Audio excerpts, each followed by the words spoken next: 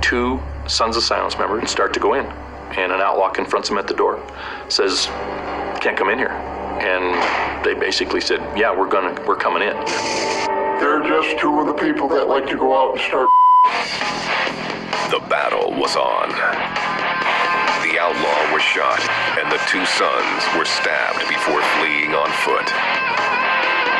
And the Sons of Silence jumped over the motorcycles, got into the middle of the street, and ran several blocks down the street where police found them. Leonard J.R. Reed, who had been the Sun's national president for a decade, started to think the war with the outlaws was misguided. J.R. wasn't looked at as a violent man. He was more of a calming effect, if anything. He tried to solve problems with other clubs with diplomacy as much as he could. Reed believed that law enforcement was the Sun's true enemy, not the outlaws. I mean, the feds would love it. You know, like I say, whoever doesn't die, they get to arrest. The law enforcement agencies don't think we have a right to exist because we're bikers. In the mid-1990s, JR started the Colorado Confederation of Clubs to try to stop the biker wars. Nick Nichols was the co-chairman of the organization. I believed in what was going on, what we were doing, because they all want the same thing. They want to wear their patches, they want their little slice of the pie, they want to be left alone. Big Larry saw the Confederation as a show of force. If we all joined forces, every club, every chapter in the nation, they'd have to bring in army to cool us down. J.R. Reed's Confederation succeeded in ending the war with the outlaws. But it didn't succeed in getting law enforcement to lay off. By 1997, ATF agent Blake Bodler had infiltrated the Colorado Springs chapter and was prepared to take the gang down. That became a challenge to me because the Sons of Silence consider themselves the baddest of the bad.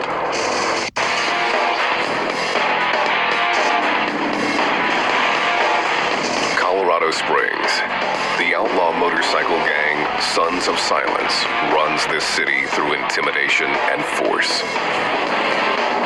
The club's rules are its doctrine, its patch, its most sacred image. I love my mother. I would do anything to keep my patch on my back. I would damn near kill my mom to keep it.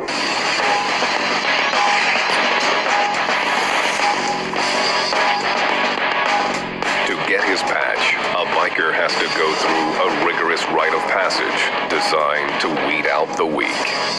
Before a biker can become a member, he must be a prospect. As a prospect, you're required to do whatever a patch-wearing member tells you to do. The Sons of Silence take no mercy on their prospects, hazing them relentlessly. The Sons of Silence are kind of a throwback in the outlaw motorcycle gang world. They like to punch the prospects in the mouth, headbutt them, kick them, do those kind of things, and just run them hard. Come on, Spec! If they holler for a prospect, you better get there quick. You don't kind of stumble over there, you run. Whatever you're told to do, you have to do. If it's pick up a dog turd off the floor and eat the you gotta do it. Big Larry says prospects aren't required to break the law. Because it's not their job. They're not a brother. They're not a patch holder. You don't ask prospects to do anything illegal. There is a loose interpretation of what illegal actually means.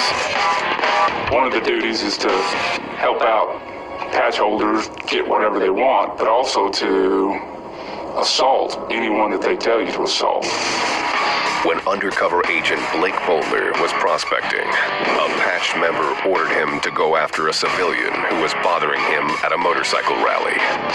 He said, "Prospect, go clock that guy," which in our vernacular means go knock him out. If I don't do what he says, I'm gonna get boot stomped. Blake had just seconds to figure out his next step. If he broke the law, it would mean the end of his case.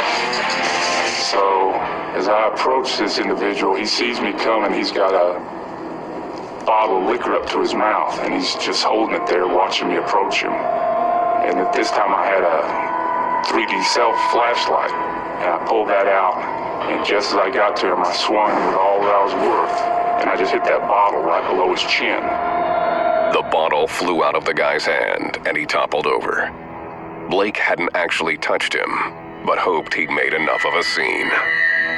One of the national vice presidents saw me and told me, "Prospect, get over here." He stared at me for a second or two, and then he said, "Good job," and then get out and get to work. Sometimes it's better to be lucky than good.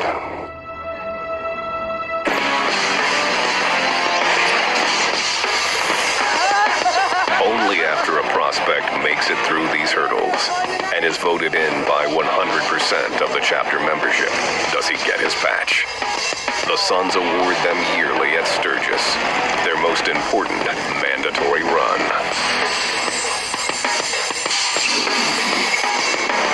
It's the members' last chance to torment the prospects, and they make the most of it, even dragging them through the fields in a shovel race. Then the club offers the patch, but only if the prospect can take it away from the entire group. That's about the only time in the club where you're pretty much free to hit anybody, president, enforcer. How bad do you want that patch? Once he's patched in, the new member goes out for his first ride in full colors. Only then is he introduced to the other traditions and rules of the Sons of Silence. The gang's first law is for those who violate their rules. It's called punishment. If you screw up, it used to say in their old bylaws, it was a beating. That's the punishment. You took a beating. It ain't no little girls club, man. This is man's club. You're up, you're gonna take man punishment. You don't want to take that? Take your little squat ass out the door. Each chapter has an enforcer who keeps people in line. In addition to enforcers, every chapter has a president, a vice president, and a treasurer.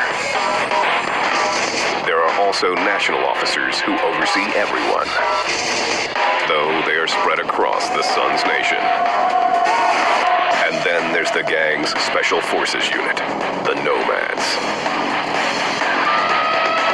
We have a nomad chapter. If things cannot be done by the enforcers or the chapters of their state, town, or whatever, the nomads will come in. The Nomads are the Grim Reaper. No one wants to see them coming. It's a death squad. They will take anybody out. No hesitation, no heartbeat, no blink of an eye. They would just literally you up and kill you.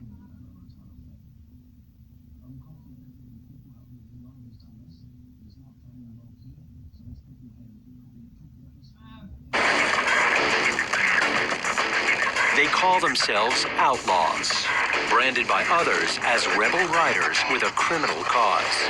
This is the life I chose. I knew I was going to go to jail. Their membership numbers in the thousands worldwide. Drug dealing, gun smuggling, prostitution, and extortion have earned gang members millions of dollars around the globe. To law enforcement agencies, outlaw motorcycle clubs are highly organized criminal organizations. They're selling drugs, they're beating people up, they're killing people. And their numbers are growing. They are the last bastion of outlaws in America, really.